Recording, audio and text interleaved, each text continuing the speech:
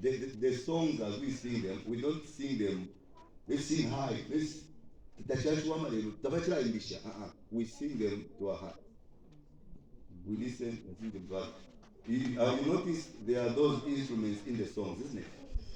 We are just in our infancy as a choir or a band.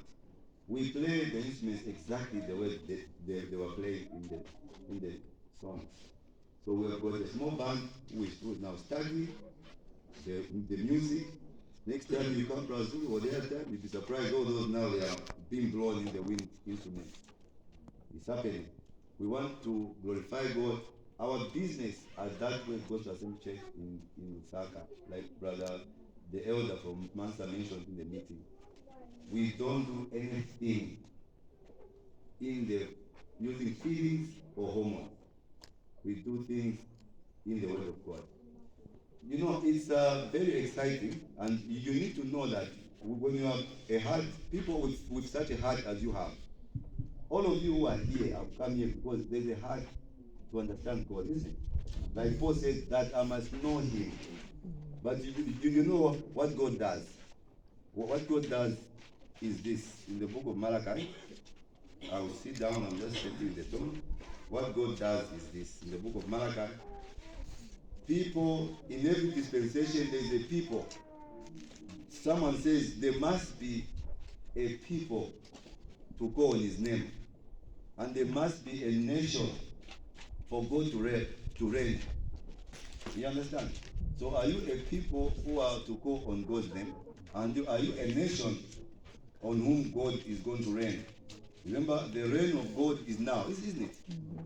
Some people say, no, it's coming. No. Paul says that He must rule, isn't it? He must rule until, you see, He's ruling in our minds until our minds are no longer enemies with God.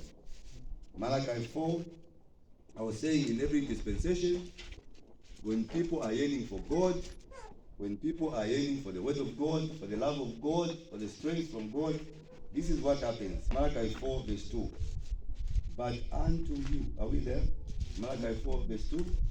But unto you that fear my name shall the Son of Righteousness arise with healing in his wings, and he shall go forth and grow up as calves of the storm. Remember, in our own prophetic understanding, we say when we were seeking God, God sent the Son of Man, Jesus Christ, isn't it? And Jesus Christ is not working alone. Jesus Christ says, go and do what I've done, isn't it? So in every dispensation, when people are yearning for God, it's like the gene pool of humanity will bring up a man. Like I've heard from Gospel Assembly Church, people are talking about Brother Goody. Because we were yearning for that direction. So God put that which was in Christ in Brother Goody, and we are now the Son of Righteousness appearing to our dispensation with healing in his wings. You know, the Bible like using these terminologies. The Bible is using the Son, yet there is S-U-N, isn't it? Because the people of old, of the Middle East or Mesopotamia, they were farmers. So when a preacher is explaining the word of God, they'll use those words. What the sun does, S-U-N, when the sun comes up, it makes things grow, isn't it? It does photosynthesis. So that's the language the writer in Malachi knew how. It says the way the sun comes up, and the plants grow, and the fruits germinate.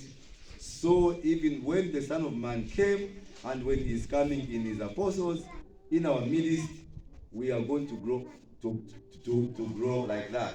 We are going to be like that. Let me see how he put it. He put it in this way.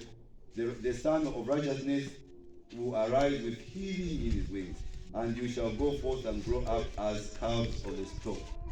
We need to be in this direction. 3, and you shall tread down the wicked, for they shall be ashes. So we have got an opportunity in every dispensation to come upon a man of God, a man of God who can imitate Christ exactly. Because we are in a hurry to create an atmosphere. You know, I was chatting with Brother Zulu in the car. You know, Brother Zulu saw a white boy and a black boy walking together down the road. He was saying, the white boy and the small boy, and they're all in ashes. They are working together today because they are young. When they grow up, there'll be division. Blacks are lower, blacks are poor, we are rich, isn't it? And then he was asking a question, but why is it like that? It's like that because there are no people on whom God should reign, isn't it? So we need to prepare our hearts, and preparing your heart and being ready for God does not mean that you come to church and sit and you hear the word of God.